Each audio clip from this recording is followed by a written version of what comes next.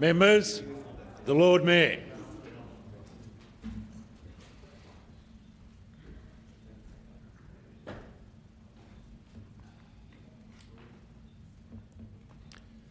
City of Adelaide Council meeting on Tuesday, 23 July 2024.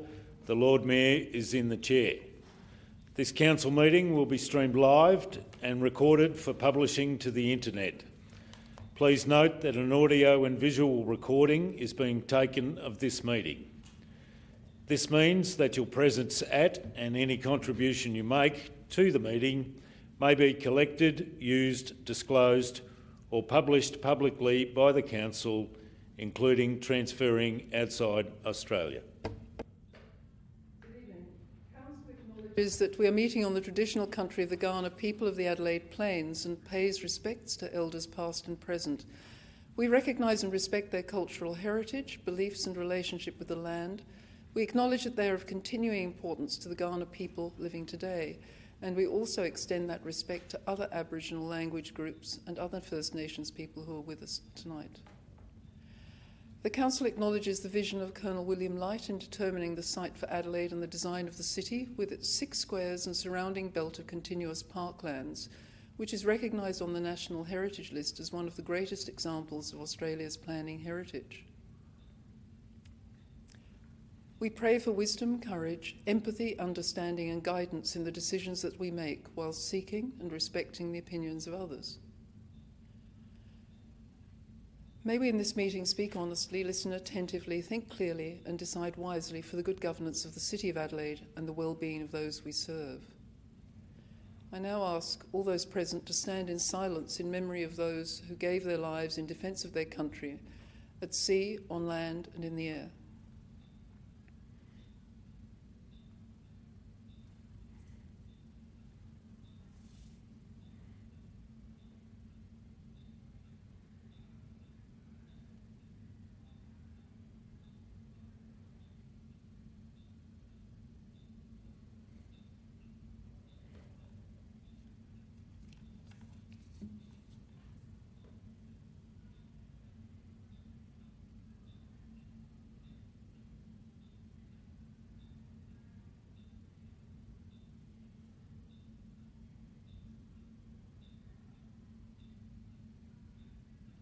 Thank you, members. Please be seated.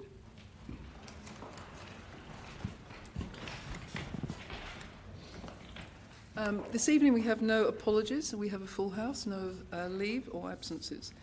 Could I ask someone to move the confirmation of minutes? Moved by Councillor Martin, seconded by Councillor Davis. All those in favour? All those against? That's carried. Thank you. I should point out there were 2 lots of minutes in that moving and seconding and support. We have any conflicts of interest this evening to declare? No? If not, we'll move on. We have no deputations or petitions. I'll start with the recommendations of the City Finance and Governance Committee. That's item 11. Could I ask Councillor Davis if he'd like to move them? Moved by Councillor Davis, who chaired the meeting, seconded by Councillor Siebentritt. Any discussion? If not, I'll put that. All those in favour? I'm sorry. Yeah, I've got an amendment. I'm sorry. For to the which are you amending? Oh, recommendation 2. Are we up to recommendation 2 of the Finance and Governance Committee? Oh, you did it on block? All right, I've got an amendment to number 2. Can I just ask what it is? Yeah, and I apologise for not preparing it earlier. I'd like to add a number. Oh, sorry. I'd like to add a number 4 and then renumber the other numbers.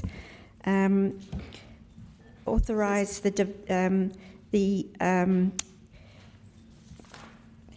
authorises the administration to conduct a review of council regulations and bylaws to determine if they create a barrier to the provision of live music in venues. And that's seconded by Councillor Kouros, I think. Can I just have, through the CEO, ask if that's easily achievable? Mr Aredes, can you provide advice to the chamber?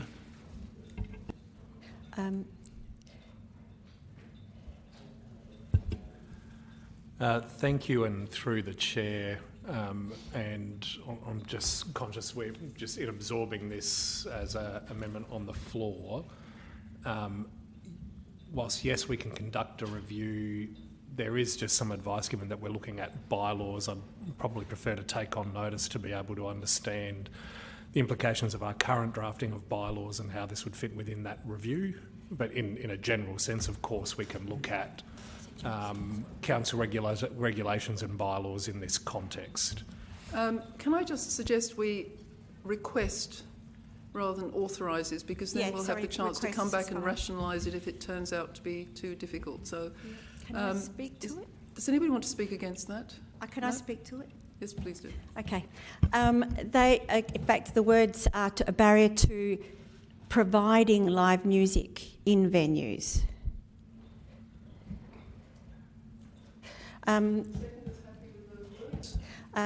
Lord Mayor, it was one of the key issues that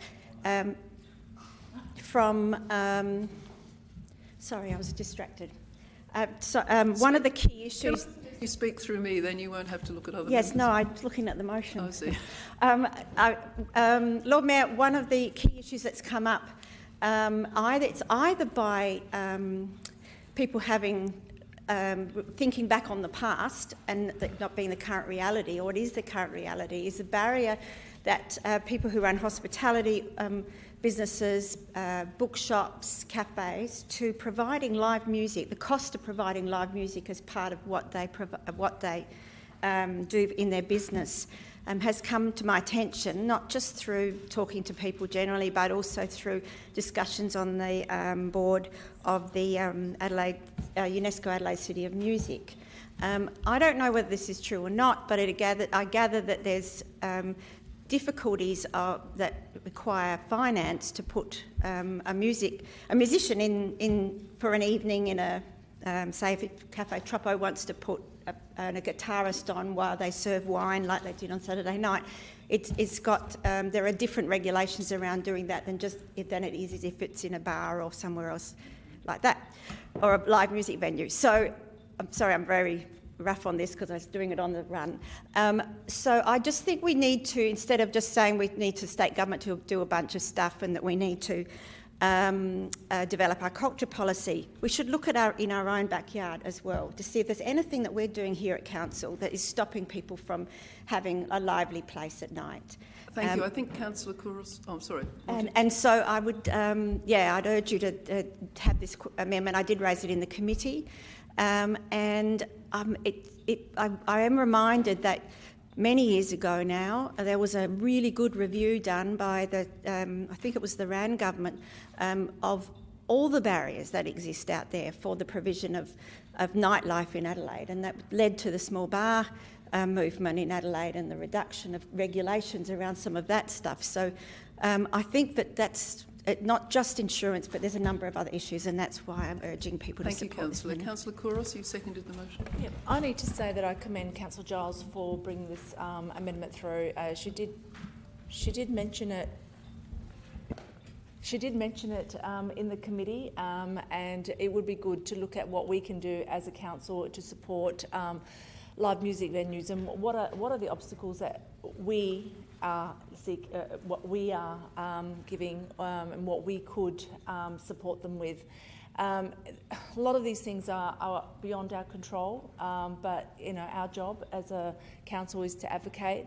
I have been having a few discussions with several of the late night traders that, obviously the lock-in rules is one that they are really looking at and scrutinising on, and that's something that we as a council can't control, but one that we need to keep in mind. But I commend Councillor Giles for bringing this through.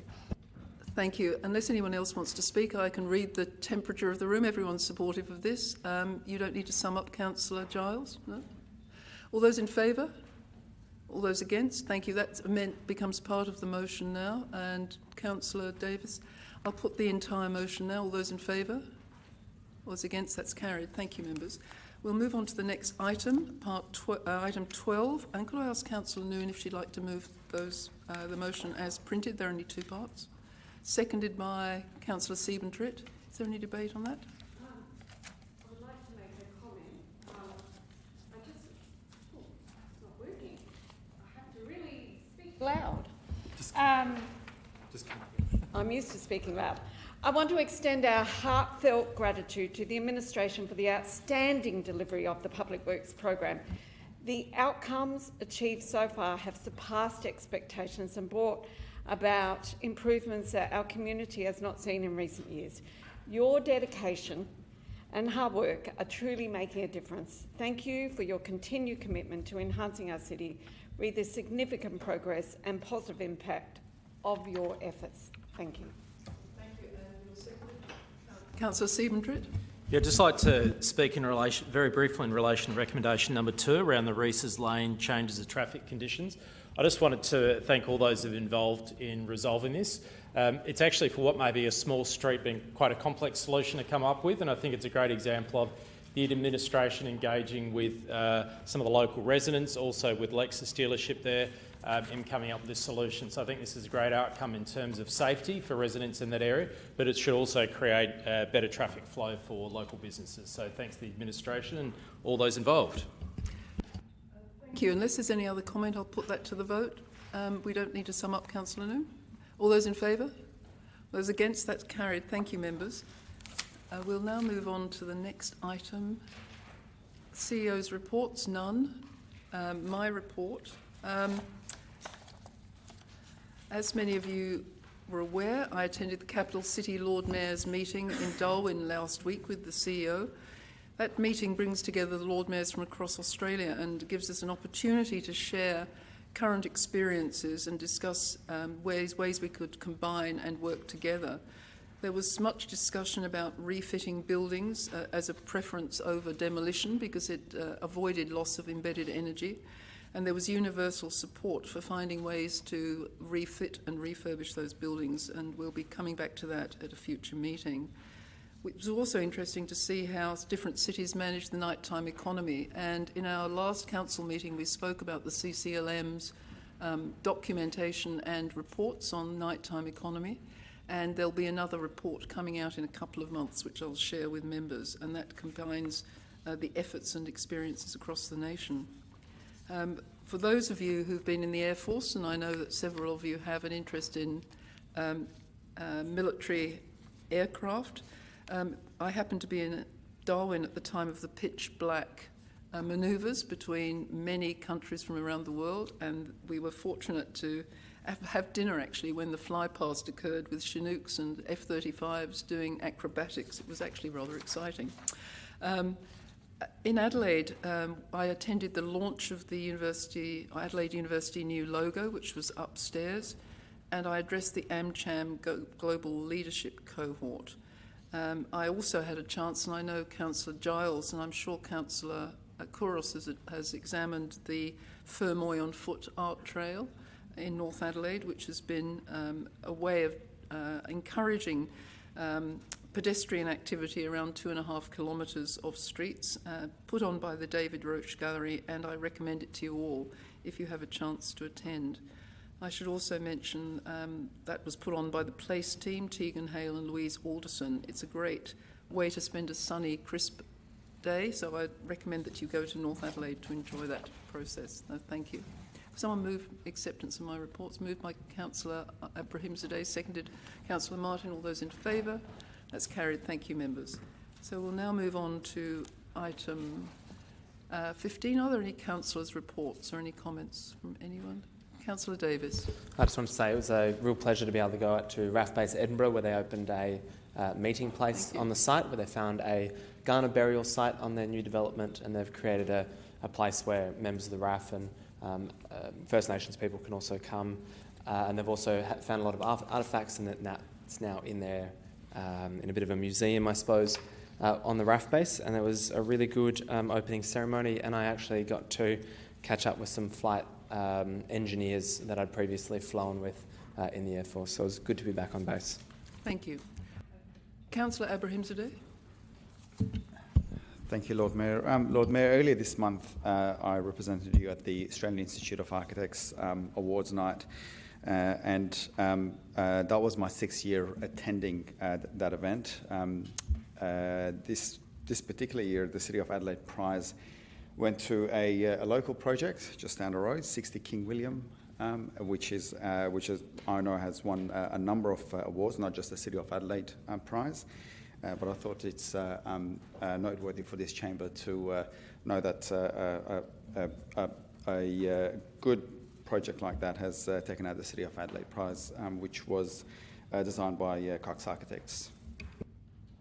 Thank you, Councillor. Any other mentions of activities? Perhaps someone could move the recommendation as printed. Councillor Abrahimzadeh moved, seconded by the DLM. All those in favour? All those against? That's carried. Thank you, members.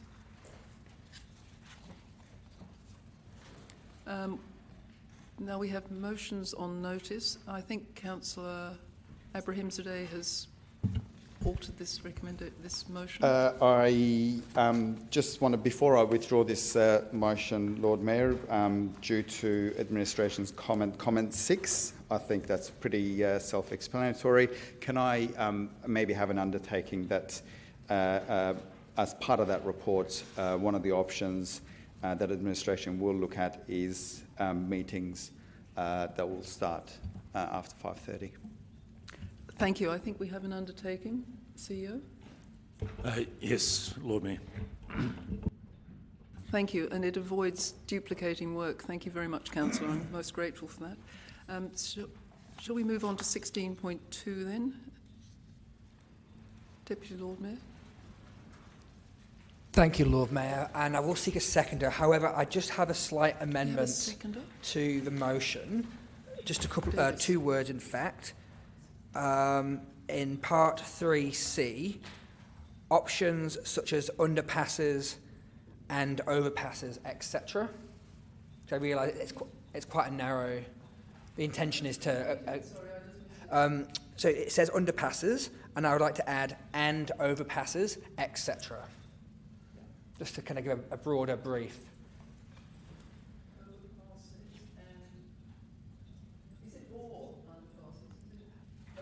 Well, and or, yes. How about that? Perfect, thank you, Lord Mayor. And I'll then seek a seconder, thank you. Thank you. And your seconder's happy with that, Councillor Davis? Oh, fantastic, thank you. Yes, so as written, this, as we all know, our Eastern Parklands are a beautiful, beautiful location.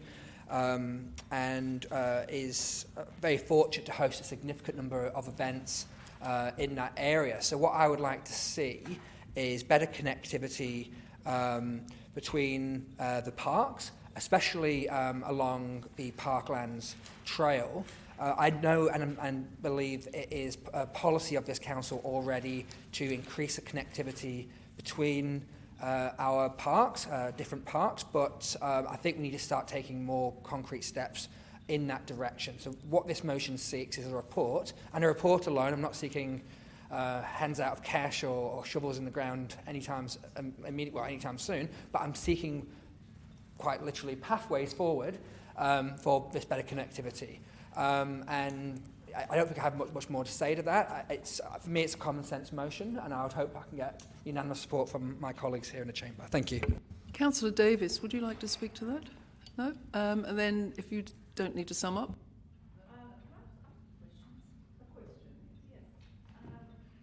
I'm just trying to understand what the mover is seeking here, Lord Mayor. I'm wondering if you can help me out. As I've said before, I can't put myself in the minds of the councillors. Well, I was hoping that I would get more information from when he moved the motion, but basically we're already doing a piece of work and when we're looking connectivity throughout the parklands.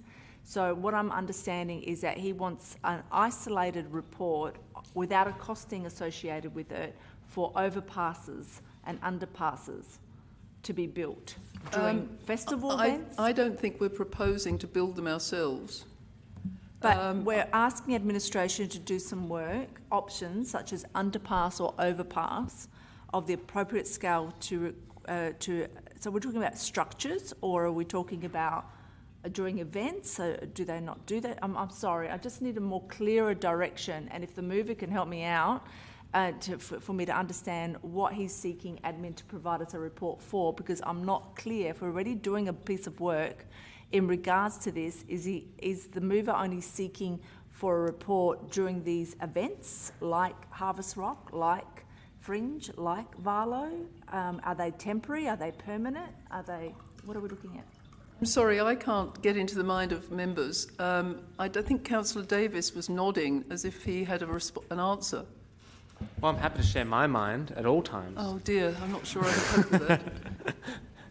Yeah, look, I totally agree with Councillor Snape's motion here. There isn't a deadline, and my view is that the administration, if they are undertaking any particular reports or any kind of work at the moment, that this would overlap, and to the extent that it's an addition, yeah, it might be a little bit of an addition, but if there is work ongoing, then this won't repeat that. My view is that there's significant movement issues throughout the eastern parklands, and that we should look at ways that we can make that access easier. Before I came into council as well, I've certainly held the view that I would love to see a completely connected circuit throughout our entire parklands as essentially a figure of 8 around North Adelaide as well. And so to my mind, this is perhaps a small step towards that, but also to remove the burden, I suppose, for these more permanent events to get across roads, but also for cyclists to move through our parklands more easily as well. So I think this is a good motion. It's simply a report that asks for more information and give us an idea of the possible options there to improve movement throughout our parklands. So I certainly support Councillor Snape, and that's what's in my mind anyway. I think that Councillor Elliott would like to speak about the cycle paths. Were you giving me the nod? Well, given I've been on a form of hiatus for the last few weeks, I'd be happy to speak for the first time in nearly a month, Lord Mayor. I'll briefly preface that by saying that I always take my opportunities to travel as learning opportunities as well. I've been taking lots of notes on what the City of Glasgow is currently doing in their transport options for walking and cycling, including remodelling some very ancient streets. So it kind of gives the argument that the City of Adelaide can't do anything on our 150-year-old streets doesn't really hold a lot of water. However, I think what this motion is attempting to address is the fact that while the Eastern Parklands has the highest level of access into the city as shown by our city plan, it's the most frequently interrupted part of our city by large events all through the year.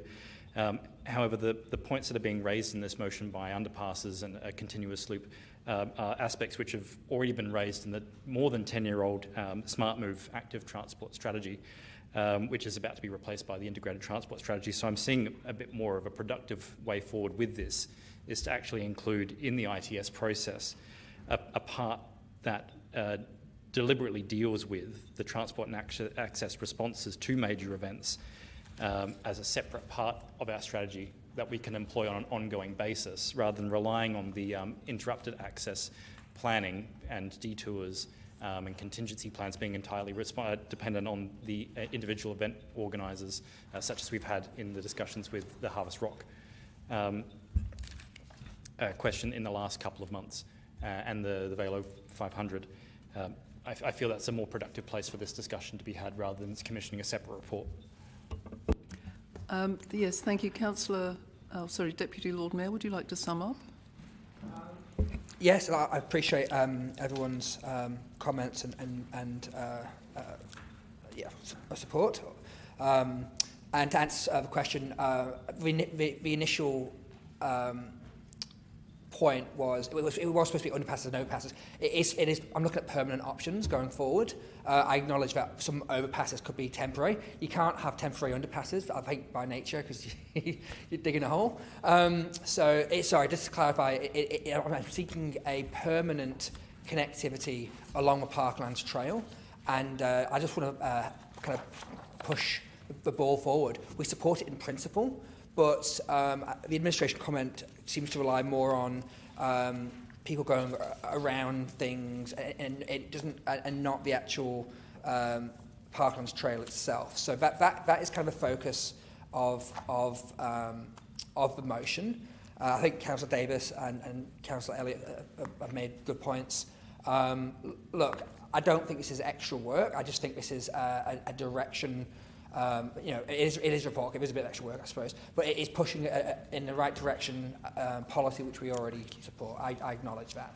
I just think it's a no-brainer. So I'll leave it at that. So I put that motion on notice. All those in favour? Against? Thank you. That's carried. And we'll move on now to there are a bulk of questions. Oh, motions without notice, sorry. Any motions without notice? No? In that case, we'll move on to questions on notice. There are some on the table. Sorry, another question without notice? Question without notice. I just want to preface to my questions. There are actually 40, although we have 7 questions without notice, there are actually, with notice, sorry, there are actually 48 questions in the agenda under this. Now, due to our standing orders, administration only had 1 week to table answers for the council meeting tonight, so they are published in the minutes. That means that relevant management and team members had to prioritise these questions over other potentially more important council ratepayer matters. So my first question is, am I correct in saying that it was nearly up to 32 hours of one person or an equivalent FTE hours that took to answer these questions? And I would love to know what the cost to ratepayers in having what is equal to 1 FTE doing this. And also, I've done some calculations from February to today. We've actually generated 157 hours worth of work on questions on notice alone. I mean, that is just unbelievable when a lot of the questions... It's a great question, Lord. So the question I'm actually going to ask, because I actually think that this is unbelievably ridiculous. Point of order, the question Lord Mayor. is, are we able to change the standing orders so that questions can be triaged depending on the importance of the question against strategic objectives and resources of the council? Thank you. We have a question about triaging the questions. And I did actually. I might assist the member. I can answer that question. Council, we don't need your administration. It's through the administration. Please sit down. Yeah, I'm not asking you. But I did note. Please sit I did down. note that they could Councillor, respond in their own time. Please sit down. You don't have the call.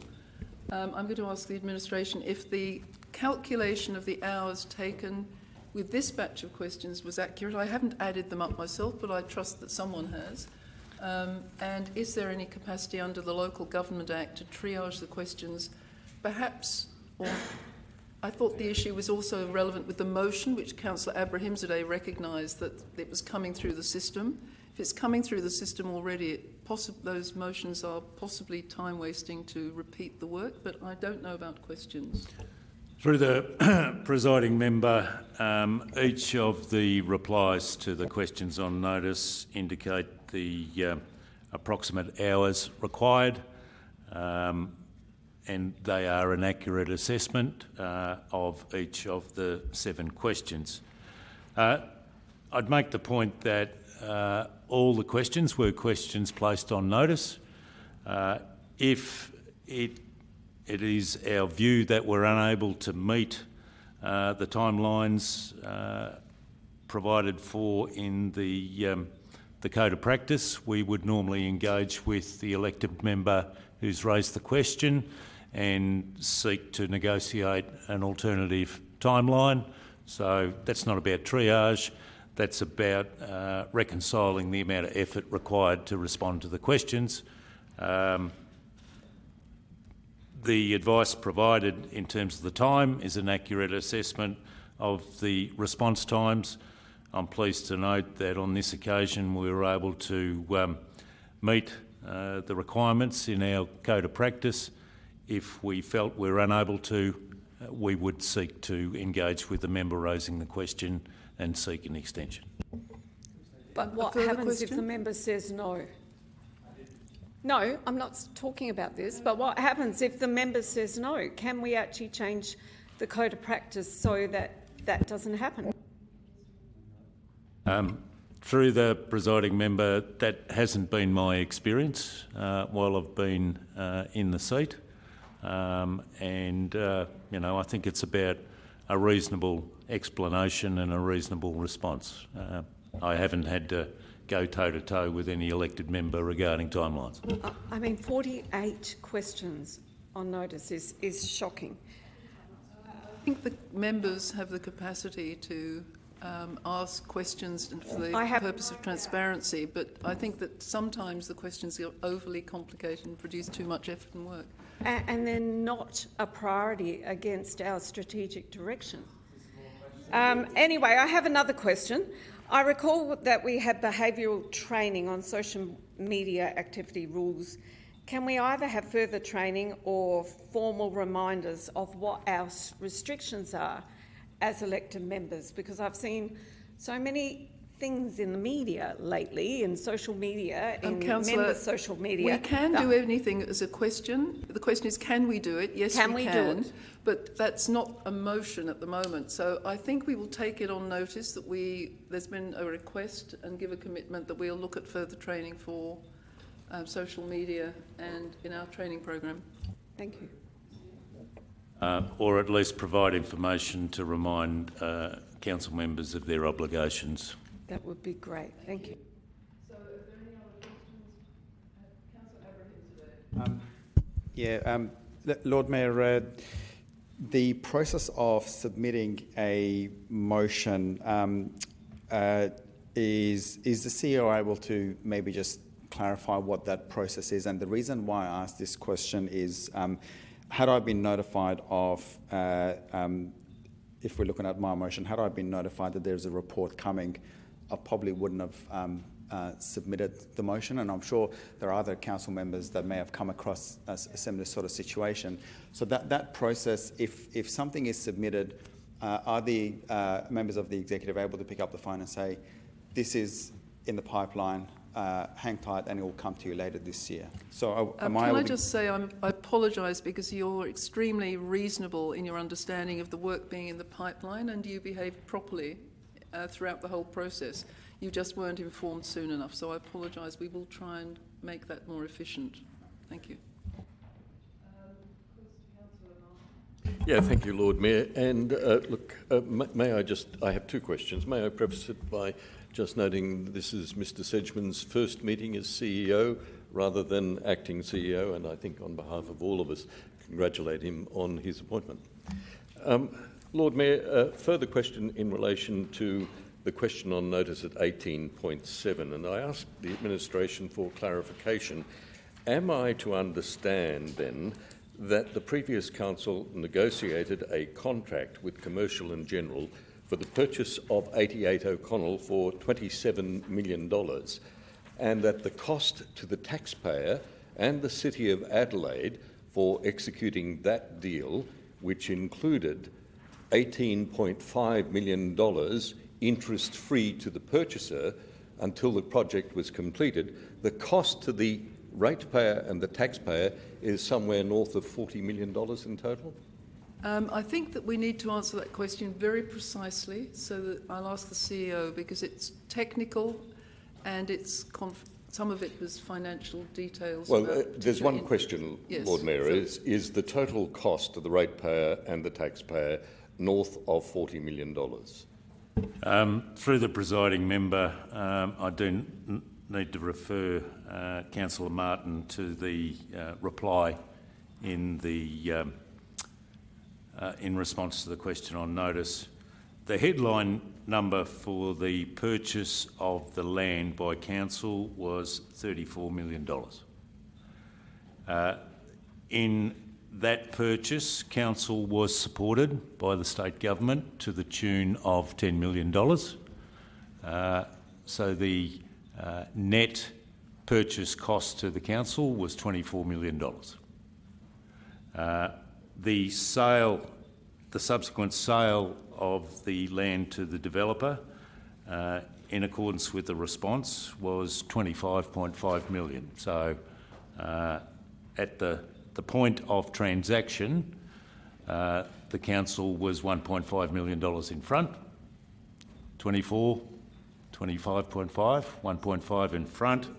However, in progressing council's obligations around the purchase agreement, the reply to the question on notice advises that there have been costs to date in the order of $1 million, so your 1.5's down to about 0.5. At the end of the obligations around the project, council's net cost will be in the order of $2.2 million. I see. And that's excluding the taxpayer $10 million in that calculation? That's net. That's net. Net, yeah, for council. Yep. Yeah. Thank you. Thank you very much for that. Is there another question? Yes, I do have another question, Lord Mayor. Look, I don't like referencing media reports, but I read in the News Limited newspaper on Sunday that the development proposed for the Masonic Hall in North Terrace, which includes partial demolition of a state heritage building, is to be progressed with council raising no objection to the development. Is that correct? Can I just, before we go on, ask Councillor Davis if he has a conflict on this matter? We're not going to debate it, it's just a question. It's just a question. Yeah, it's a question, so I don't think we're voting on the matter. So. I think I raised this with Mr. Herides earlier. Yep. Through the presiding member, Mr. Herides, are you able to respond to the question now, or do you need to take it on notice? The advice from Mr. Herides is that we need to take that question on notice, and we'll provide a fulsome response as soon as we possibly can. And may I ask, through the presiding member, if that answer could include, if the answer was yes, council raised no objection, on what basis the council determined that it had no objection to partial demolition of a state heritage or indeed any heritage site? I can absolutely commit to a fulsome response. Thank you. Yes, I just had a question. I'm just following on from previous questions. I just wanted to ask, are there any methods or other methods that council could implement to restrict a member's freedom of speech and right to proper representation of their electorate, which is in addition to throwing them out of the council chamber if they start asking difficult questions? I don't understand the question. We'll take it on notice and have it translated later. Thank you.